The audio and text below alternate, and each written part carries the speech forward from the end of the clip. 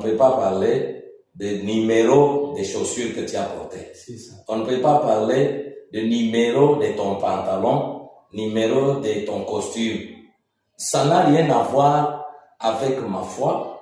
Ça n'a rien à voir avec l'édification du corps de Christ. Ça n'a rien à voir avec le nombre d'enfants. Chez vous, vous êtes au nombre de 6. Je vous vois, vous étiez à 7. Vous êtes maintenant à 8. Vous avez grandi dans de telles conditions, Ça, ce n'est pas Dieu.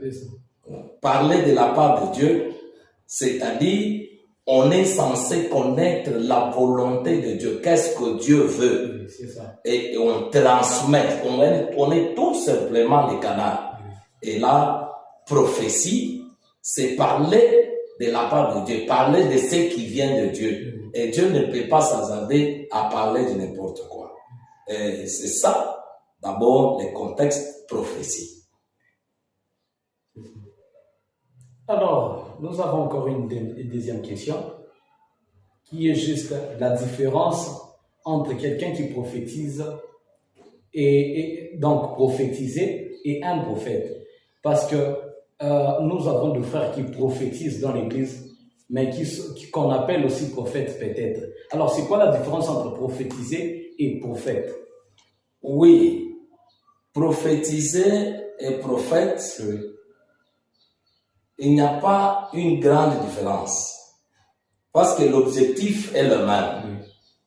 Néanmoins, celui qui prophétise a 3 objectifs. En prophétisant, on doit, 1, exhorter le peuple de Dieu. 2, on doit édifier le peuple de Dieu. 3, on doit consoler le peuple de Dieu. Donc, en prophétisant, on ne prophétise pas pour briser. On ne prophétise pas pour tuer. Mais on prophétise pour donner de l'envie, pour consoler, encourager, donner du courage. On prophétise pour donner de l'espoir. Parce que la prophétie, c'est l'ainsi dit l'Éternel. Maintenant, prophétiser, c'est communiquer un message inspiré par le Saint-Esprit. Prophétiser, c'est communiquer un message inspiré par le Saint-Esprit pour faire connaître, 1, la volonté de Dieu, 2, le plan de Dieu, 3, l'avertissement de Dieu pour son peuple. On ne prophétise pas, dis Amen, je continue. On ne prophétise pas, si vous ne dites pas Amen, je laisse. Ça devient du n'importe quoi. On ne prophétise pas comme ça. Et en prophétisant, on doit voir de la manière. En prophétisant, on ne peut pas se faire illusion que c'est moi, Dieu, qui parle. Non. C'est lui qui prophétise.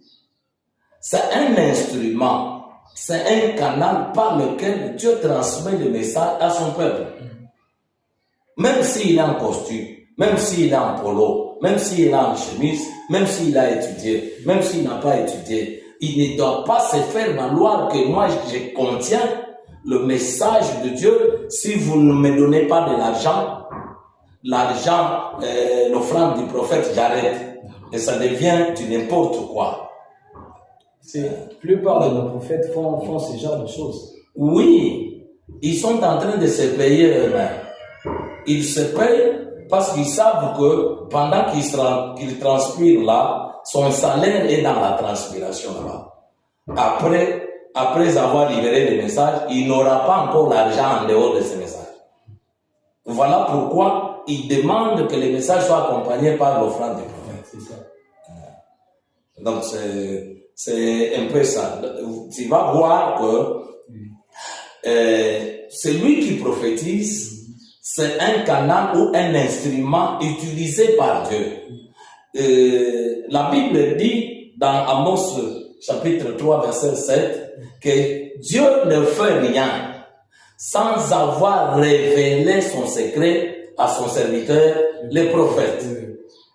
Alors, lorsque Dieu révèle, il a besoin de quelqu'un qui peut amener sa voix auprès de son peuple. Quelqu'un là peut être de taille moyenne, de taille élancée, peut être quelqu'un très court, peut avoir étudié ou n'a pas étudié, quelqu'un qui vient fraîchement du village, ou c'est lui un citadin qui a grandi dans la ville. Mais Dieu ne choisit pas selon les apparences humaines. Mais Dieu a l'objectif, il prend quelqu'un qui peut être un canal, un porte-parole fidèle pour transmettre l'ainsi de l'Éternel. C'est ça, mon fils. Oui. Et nous continuons toujours avec des questions. Oui. Nous avons encore une autre question. Oui. Donc la question est, le ministère prophétique nécessite-t-il une formation spirituelle ou un encadrement? Oui. D'abord, le ministère prophétique est différent du don prophétique. Nous allons en parler.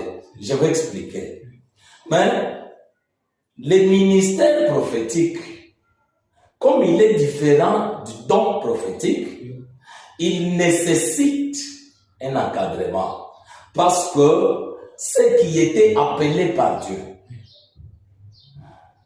nous avons vu des exemples bibliques où Élisée était à côté d'Élie, où Josué était à